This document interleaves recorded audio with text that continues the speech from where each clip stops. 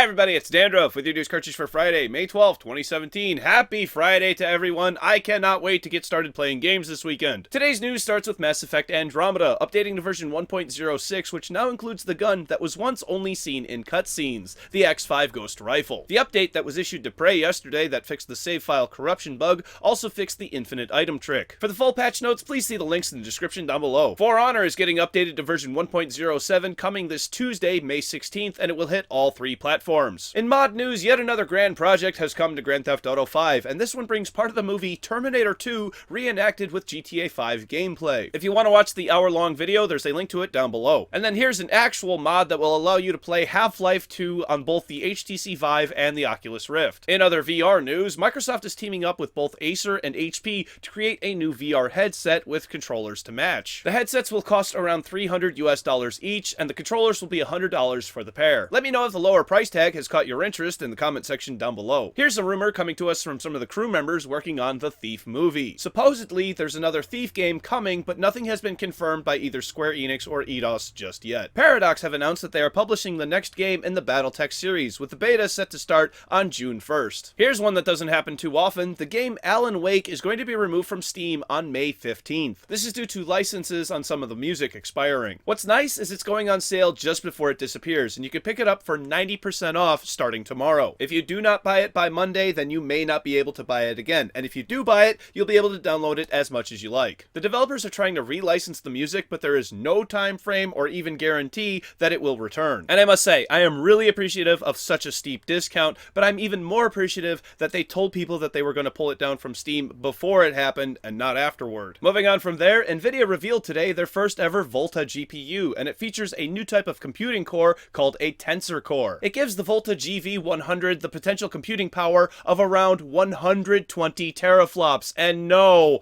I'm not misreading that. That would make this single GPU more than 60 times more powerful than the base model PS4 and features over 21 billion transistors. We have absolutely no release window on when this GPU will make its way to consumer market. Moving on from there, Microsoft has announced that the Xbox One is going to have full support for both keyboard and mouse. Starting with keyboard support, members of the Xbox Live Creators Program will have access to it first, and eventually more mouse support will be added with more and more mice made compatible over time. And then before we move on to the last topic this week, a Super Famicom game cartridge is going to be released later this year. Originally, this game was only available as a digital download for an add-on to the Super Famicom, and it even surprised me that digital downloads go back that far. Anyway, this is the first time this game will have a physical release, and I cannot pronounce its name, and I'm not even gonna try. It's also not officially licensed by Nintendo. With that, it brings us to the final topic this week, and it is not good news for one of my favorite games, Rainbow Six Siege. Announced yesterday was Operation Health, which is a fancy way of saying the Hong Kong operatives and map have been delayed for 3 months. Now, this comes as bittersweet news because what's being promised all sounds amazing for Rainbow Six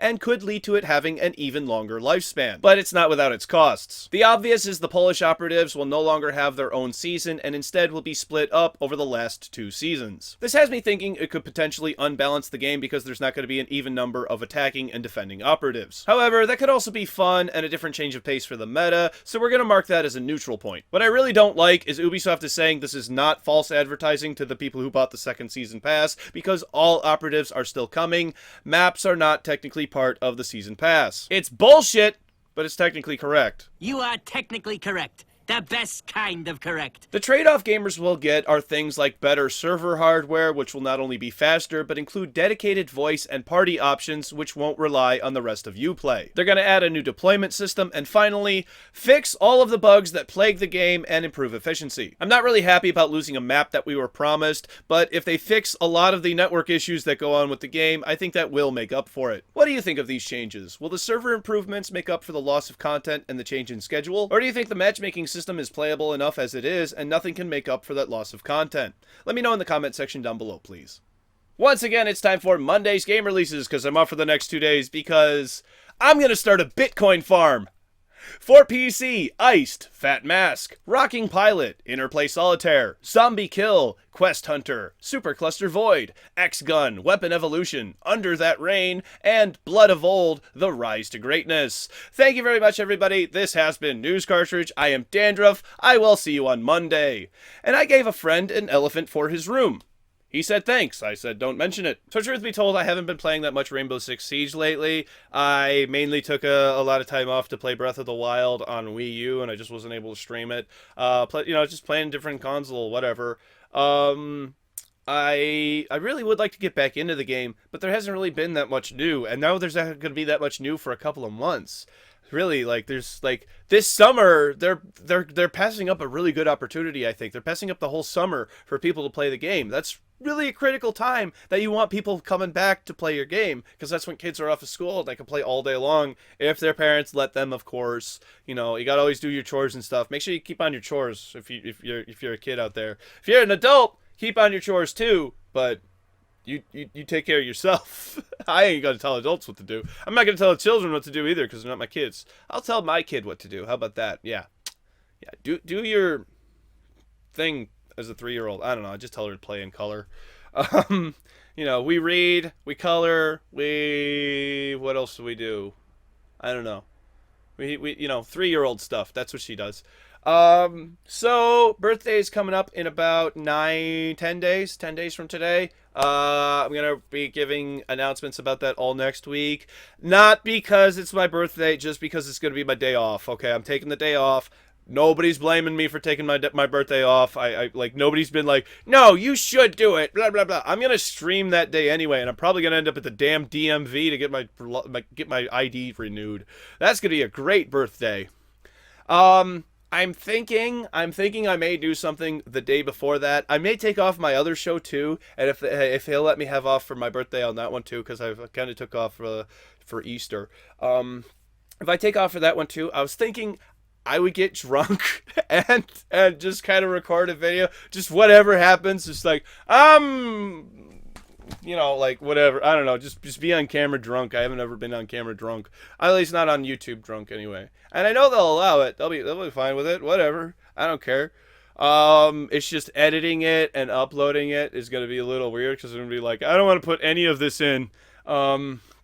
Maybe I'll edit it while I'm drunk too. That way I'll be like, fuck it. It all goes in.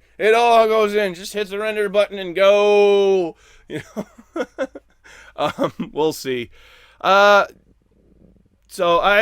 Rainbow Six. I'm hoping this all does work out, because really the matchmaking system is terrible. Why do people who are like my level, my skill, get ranked with platinum members, with people who are really, really high ranking, who have played the game for a ton of time? I know I'm level 74, 75 in that game, which is fairly high level, but my skill is not up there.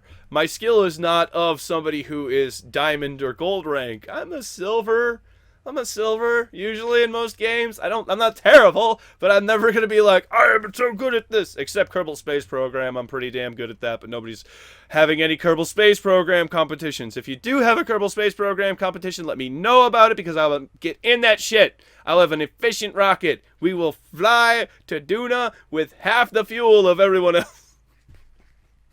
Oh, I love that game. It's been a while since I played that game. I've been thinking about getting back into it too. Been thinking about getting back into Minecraft. I don't really want to even play any more new games. I mean, I do, but I don't. I want to get back into some of the old games that I play. Like, I was playing Minecraft yesterday, and I was having lots of fun building things, and it was cool. So I kind of want to get back into that. I want to play more Rocket League, because I've been playing a little bit more Rocket League lately.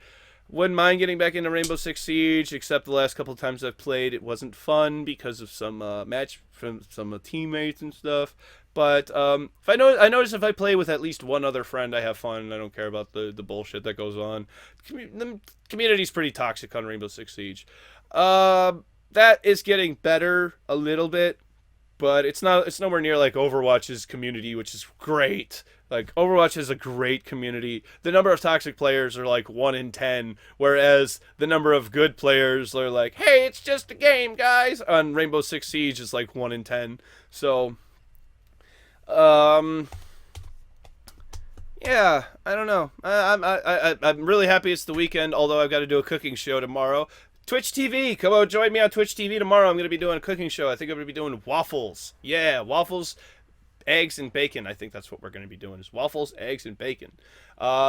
Usually that kind of stream will be about 2.5, 3 hours long, so I don't know when it's going to happen either. That kind of just goes happen. So follow me on Twitter if you want to know when that's going to happen. I'll make announcements on Twitter. Speaking of which, the social media links are...